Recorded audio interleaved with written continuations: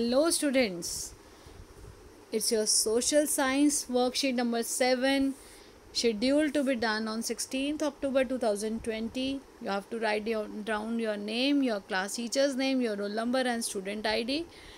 Today's topic is very interesting. Today we are going to learn about the constitution and what is constitution. हमने बेटा अभी last year ही उसके 50 years of constitution हमने celebrate किया था नवंबर में. आपने स्कूल में देखा था कि आपने अलग अलग तरह से कॉन्स्टिट्यूशन के बारे में पढ़ा था, उसके कुछ कॉम्पिटिशन्स भी कंडक्ट किए गए थे और ये आपको प्रियम्बल दिया गया है जो कि हमारी बुक्स में भी है कि हमारी बेसिक देखिए राइट्स क्या, जस्टिस, इक्वालिटी, लिबर्टी, फ्रेटर्निटी, क्या प्रिंसिपल्स हैं हमारे जो हमारा कॉन्स्टिट्यूशन जिस पर बेस्ड है. तो देखिए अब आज हम देखेंगे कॉन्स्टिट्यूशन है क्या. ये कॉन्स्टिट्यूशन असेंबली का ही बेटा दिखा रहे हैं कि किस तरह से कॉन्स्टिट्यूशन असेंबली में भीमराव अंबेडकर जी वो जो उन्होंने मीटिंग रखी थी जब ये अप्लाई किया गया, जब अडॉप्ट किया गया हमारे कॉन्स्टिट्यूशन को. और कॉन्स्टिट्यूशन है क्या. Dear children, some rules and regulation are made to run school smoothly. बेटा कुछ रूल्स और रेगुलेशन बनाए जाते हैं स्कूल को सुचारू रूप से चलाने के लिए, विच यू फॉलो, जो हम सभी फॉलो करते हैं. Similarly, the rules, laws and collected as a rules और laws जो होते हैं collected as a document to make any country run legally smoothly are called constitution. तो जैसा कि हमारे स्कूलों में होता है इसी तरह से अब मैं यहाँ पे आपको से वो मार्क करके देती हूँ. The rules laws collected as a document, एक डॉक्यूमेंट बना दिया जाए उन रूल्स और लॉज का जो लीगली एक्सेप्टेबल हो हमारे जो कंट्री को स्मूथली रन करने के लिए, उसको आराम से सब काम सुचारू रूप से चलाने के लिए उन्हीं लॉज और डॉक्यूमेंट्स की जो कलेक्शन है उसको कॉन्स्टिट्यूशन कहा जाता है. और दूसरे शब्दों में देखिए in other words the constitution is a set of fundamental principles or established precedents which helps to run a state or organization. तो कॉन्स्टिट्यूशन क्या है, वो ऐसे फंडामेंटल, ऐसे बेसिक प्रिंसिपल्स, ऐसे सिद्धांत हैं जो पहले से ही प्री डिसाइड किए गए, बहुत सोच समझ के बनाए गए, जो हमारे स्टेट या किसी ऑर्गेनाइजेशन को अच्छे से सुचारू रूप से काम करने में हेल्प करते हैं. It is the fundamental law of any country that determines the outline main functions of various organs of government. Different जो पार्ट्स है गवर्नमेंट के वो किस तरह से वर्क करेंगे, उनका कोऑर्डिनेशन कैसे चलेगा, वो सभी चीज़ें इसमें बताई गई हैं. It also establish a relationship between the government and the citizens of country. ये government of citizen of country दोनों के रिलेशनशिप को भी एक्सप्लेन करता है. अब देखिए doctor Bhimrao Ambedkar is known as the father of Indian constitution. ये बहुत इंपॉर्टेंट है, आपसे जनरल नॉलेज में भी पूछा जाता है. हमने लास्ट ईयर जो 50 ईयर्स सेलिब्रेट किए हैं तब भी बहुत ज़्यादा इसके बारे में क्वेश्चंस पूछे गए थे और ये फोरमोस्ट सबसे इम्पॉर्टेंट क्वेश्चन यही था. तो कौन हेड थे, डॉक्टर भीमराव अंबेडकर उसके हेड थे और उन्हीं को ही फादर ऑफ इंडियन कॉन्स्टिट्यूशन माना जाता है. He was the chairman. देखिए मैंने अभी कहा था कि वो हेड थे, तो चेयरमैन ऑफ ड्राफ्टिंग कमेटी. और कितना समय लगा हमारे कॉन्स्टिट्यूशन को बनने में, it took 2 years 11 months and 18 days to prepare final draft of the constitution. जो हमारा कॉन्स्टिट्यूशन है वो 2 वर्ष 11 महीने और 18 दिन में तैयार हुआ बेटा. Indian constitution is the longest written constitution of the world. तो जो इंडिया का कॉन्स्टिट्यूशन है, जो लॉज, फंडामेंटल लॉज जो हमारे हैं, वो सबसे लंबा कॉन्स्टिट्यूशन है वर्ल्ड का. The constitution of India was adopted. कब इसको अडॉप्ट किया गया, वो 26 नवंबर 1949 को.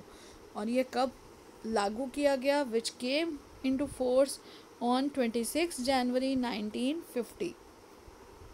और इसको लागू कर दिया गया जिस दिन हमने अपना गणतंत्र दिवस, हमारा रिपब्लिक डे मनाया. तो ये लागू किया हमने इसको, इसी दिन हमारा फर्स्ट रिपब्लिक डे था जिसको हम हमेशा सेलिब्रेट करते हैं, 26 जनवरी 1950. अब देखिए आज के हमें क्वेश्चंस जो करने हैं, fill in the blanks. Fill in the blanks में the constitution of India implemented on. तो बेटा इम्प्लीमेंट किया गया था 26 जनवरी 1950 जो हमने अभी पढ़ा. और इसको अडॉप्ट कब किया गया था, कब इसको स्वीकारा गया था, तो इसको स्वीकारा गया था, देखिए 26 नवंबर 1949 को। तो ये आपका बी का आंसर है और ये आपका ए का आंसर है। अब देखिए हमारा क्वेश्चन नंबर जो fill in the blank C है, dash is known as the father of Indian constitution. तो doctor Bhimrao Ambedkar is known as the father of Indian constitution, ये सी है आपका आंसर। उसके बाद it took dash to prepare the final draft of the constitution. तो हमें कितना समय लगा, ये 2 years 11 months and 18 days। तो आपका डी का आंसर है 2 years 11 months and 18 days। अब देखिए बेटा हमारा नेक्स्ट क्वेश्चन है व्हाट इज़ कॉन्स्टिट्यूशन। तो हमने अभी यहाँ पर पढ़ा है कॉन्स्टिट्यूशन की बेटा 2 डेफिनेशंस है, ये वाली भी है जो आप लिख सकते हैं अगर आपको ये इजी लगती है तो। अदरवाइज एक्चुअली जो वर्ड्स हैं जो एक्चुअल आपके डेफिनेशन के फॉर्म में है वो ये वाला है, तो आपका आंसर ये होना चाहिए।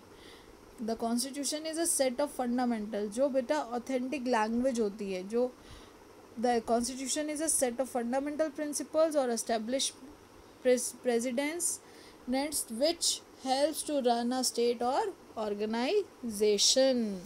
Now next question is why do we need a constitution। तो हमें कॉन्स्टिट्यूशन की ज़रूरत क्यों है, ये देखिए यहाँ पे है what is the need of constitution. तो हमारे कॉन्स्टिट्यूशन की नीड देखिए, तो नीड ऑफ कॉन्स्टिट्यूशन है बेटा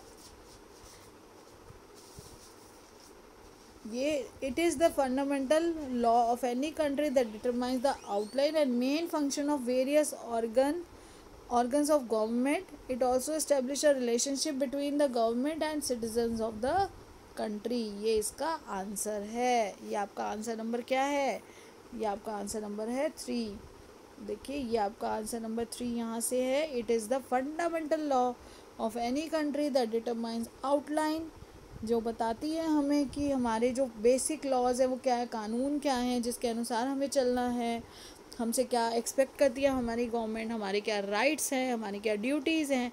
देखिए राइट्स मिलते हैं, अगर हमें अधिकार मिल रहे हैं तो उसके साथ साथ हमारी जिम्मेदारियां भी हैं, हमारी रिस्पॉन्सिबिलिटीज़ भी हैं, वो सभी इसमें बताई गई हैं। Main function of various organs of government. तो वेरियस ऑर्गन्स ऑफ गवर्नमेंट क्या होते हैं, गवर्नमेंट के अलग अलग डिपार्टमेंट्स हैं, अलग अलग मिनिस्ट्रीज़ हैं, सबके पास कितनी पावर होगी, कौन कैसे काम करेगा, कौन किसकी अंडर काम करेगा, हेरारकी कैसे वर्क करेगी। हेरारकी होती है बेटा कौन हेड है और कौन किसके अंडर काम कर रहा है, उसके बाद कौन किसको आंसरेबल है। तो ये सब चीज़ें उसमें लिखी गई हैं। It also establish a relationship between, और एक रिलेशनशिप भी है कि गवर्नमेंट जो जैसे for the people by the people, ये जो आपने है कि गवर्नमेंट के थ्रू या कैसे लोकसभा कैसे हो बनेगी, कैसे राज्यसभा बनेगी, कैसे गवर्नेंस चलेगी, किसके पास कितनी पावर्स होंगी, वो सब इसके अंदर लिखा गया है। और ये रिलेशनशिप भी बताता है कि एक नागरिक का उसकी सरकार के साथ और क्या क्या चीज़ें किस तरह से हम अपने नियमों और कानूनों को लागू करके आसानी से हम अपने सभी कार्यों को अपनी गवर्नेंस को राज्य को आसानी से अपने जो वर्क हैं बेटा, जो गवर्नमेंट के वर्क हैं उनको इजीली आगे बढ़ा सकते हैं। तो इसीलिए कॉन्स्टिट्यूशन का होना बहुत ज़रूरी है। जैसे यहाँ पर देखिए रूल्स और लॉज कलेक्ट किए गए, उसका एक डॉक्यूमेंट बनाया गया, क्योंकि उन्हें बदला नहीं जा सकता, उन्हें बदलने के लिए एक प्रॉपर प्रोसेस है। फिर वो प्रोसेस हमारी दोनों जो सदन हैं वो करते हैं, लोकसभा और राज्यसभा। तो आप आगे उसके बारे में पढ़ेंगे, और वो जो डॉक्यूमेंट्स हैं वो हमें गाइड करते हैं कि कैसे हमें आगे लीगली कानूनी तौर से और स्मूथली आराम से हर चीज़ को आगे मूव करना है।